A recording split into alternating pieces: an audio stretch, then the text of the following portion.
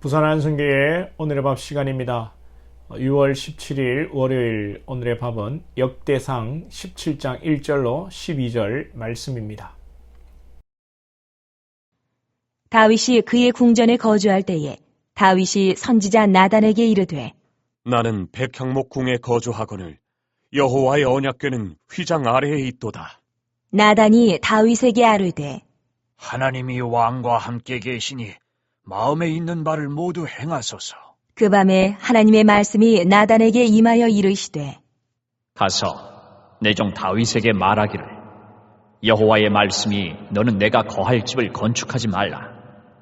내가 이스라엘을 애굽에서 올라오게 한 날부터 오늘까지 집에 있지 아니하고 오직 이 장막과 저 장막에 있으며 이 성막과 저 성막에 있었나니 이스라엘 무리와 더불어 가는 모든 곳에서 내가 내 백성을 먹이라고 명령한 이스라엘 어느 사사에게 내가 말하기를 너희가 어찌하여 내 백향목 집을 건축하지 아니하였느냐고 말하였느냐 하고 또한 내 종 다윗에게 이처럼 말하라.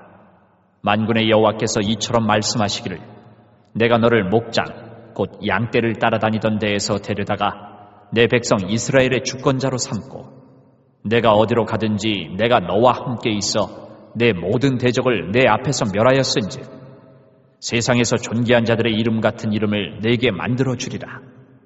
내가 또 내 백성 이스라엘을 위하여 한 곳을 정하여 그들을 심고 그들이 그곳에 거주하면서 다시는 옮겨가지 아니하게 하며 악한 사람들에게 전과 같이 그들을 해치지 못하게 하여 전에 내가 사사에게 명령하여 내 백성 이스라엘을 다스리던 때와 같지 아니하게 하고 또 내 모든 대적으로 내게 복종하게 하리라.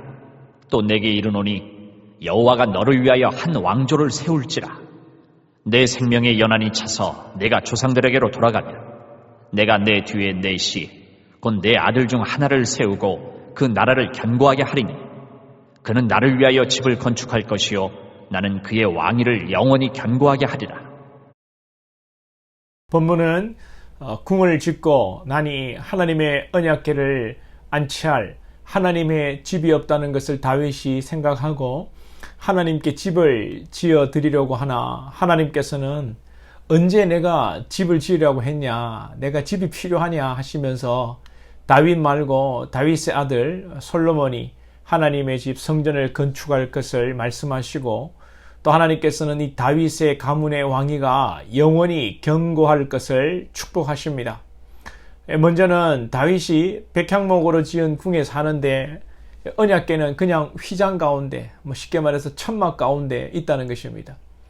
나단 선지자는 이 이야기를 듣고 하나님께서 왕과 함께 하시니까 한번 무엇이든지 하라고 그렇게 말하지만 하나님께서는 필요 없다고 말씀합니다.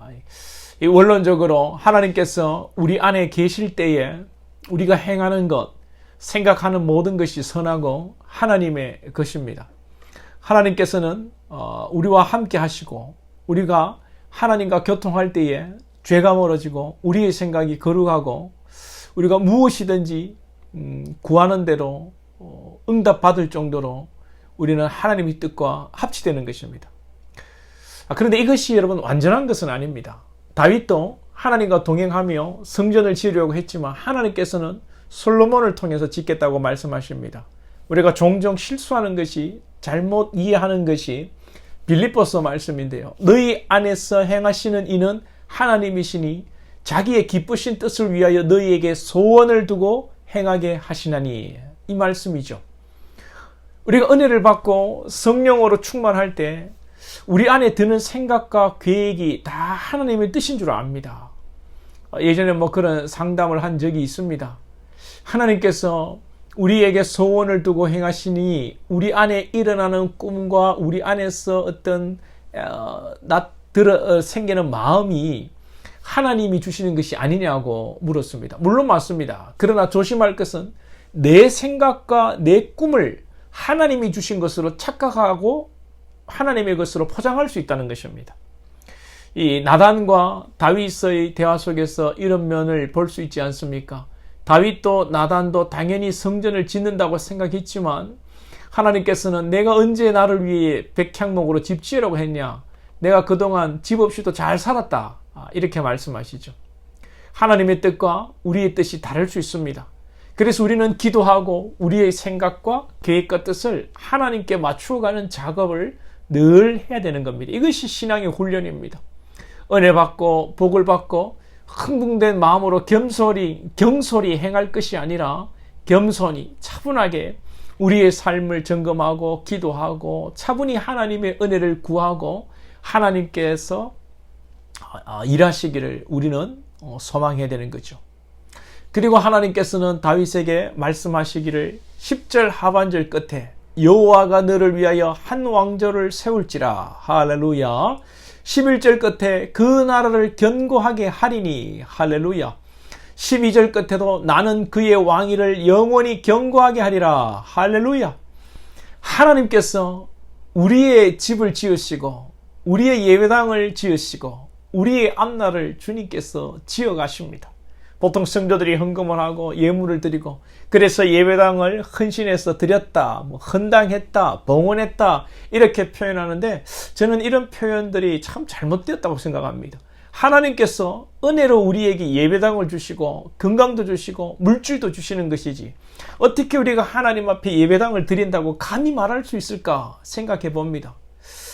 이런 인간 중심, 땅에서 하늘에 올려드리는 사상의 중심이 바로 인본주의이고 그래서 우리가 드린 것을 자랑하게 되고 이것을 인정받지 못할 때에 분해했던 가인처럼 여러분 살아가는 것이 아닌가 생각이 됩니다. 우리가 하나님께 드리는 것이 아니라 하나님께서 우리에게 드릴 수 있도록 은혜와 복을 주신 것입니다. 원론적으로는 하나님께서 우리에게 주신 것입니다. 여러분 이것을 잘 깨달아야 합니다. 신앙은 지극히 현실적이면서도 신앙은 지극히 영적인 것이죠. 우리가 영적으로 해석하고 영적으로 살아야 합니다. 우리가 헌금하고 예배당을 건축하고 헌물하여 예배당에 좋은 악기를 넣고 예배당을 또 리모델링도 합니다. 그러나 우리가 드린 것이 아니라 드릴 수 있도록 하나님이 하신 것입니다. 할렐루야. 현실적으로 육적으로 이해가 되지 않는 내용이 나옵니다. 다윗을 축복하시면서 12절에 그는 나를 위하여 집을 건축할 것이요 나는 그의 왕위를 영원히 견고하게 하리라. 여러분 이상하지 않습니까? 다윗 왕 때는 그런 대로 부국 강병 영원할 것처럼 나라가 세워졌습니다. 다윗의 아들 솔로몬 때 가서는 여러분 나라가 분열됩니다. 완전히 북이스라엘과 남유다로 분열되는데 어떻게 영원히 보존되고 견고하게 된다는 말씀을 하나님이 하십니까?